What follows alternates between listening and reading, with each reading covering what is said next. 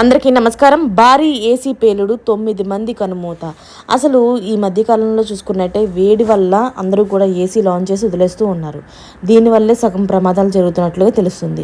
అయితే ఈ ఏసీ వల్ల ఈ 9 మంది ఎలా చనిపోయారు, ఎక్కడ చనిపోయారు, అసలు దీని పూర్తి వివరాలు అయితే ఇప్పుడు తెలుసుకుందాం. తెలుసుకునే ముందు వీడియోని అయితే పూర్తిగా చూసి సబ్స్క్రైబ్ అయితే చేసుకోవడం మర్చిపోకండి. ఢిల్లీ నగరంలో వివేక్ విహార్ ప్రాంతంలో ఈ రోజు అగ్ని ప్రమాదం జరిగింది. ఈ ప్రమాదంలో 9 మంది అక్కడికే సమాధి అయిపోయారు.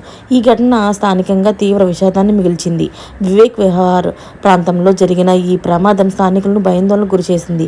ఎయిర్ కండిషనర్ పేలడం వల్ల ఈ అగ్ని ప్రమాదం సంభవించింది.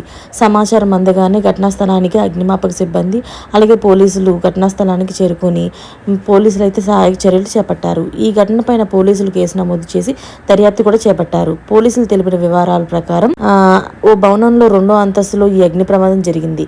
ఇంట్లో అమర్చిన ఏసీ ఒక్కసారిగా పేలడంతో మంటలు చెలరేగాయి. క్షణాల్లోనే మంటలు తీవ్ర రూపం దాల్చి మొత్తం ఇంటిని అమలుకున్నాయి. అక్కడున్న వారు బయటకు రాకముందే మంటలు వేగంగా వ్యాపించాయి. మంటలు వేగంగా వ్యాపించడంతో ఇంట్లో ఉన్న 9 మంది కూడా బయటకు రాలేకపోయారు.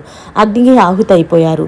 వారు అక్కడికక్కడే ప్రాణాలు కోల్పోయారు. ఈ ఘటనలోని 9 మంది చనిపోవడంతో కుటుంబ సభ్యులు స్థానికులందరూ కూడా కన్నీరు మున్నీరు అవుతున్నారు. అయితే మంటలు ఆర్పేందుకు మొత్తంగా 14 ఫైర్ ఇంజన్లు కూడా తీవ్రంగా శ్రమించాయి. అక్కడికి చేరుకుని 2 గంటల పాటు కష్టపడి మంటలను కూడా అదుపులోకి తీసుకొచ్చారు.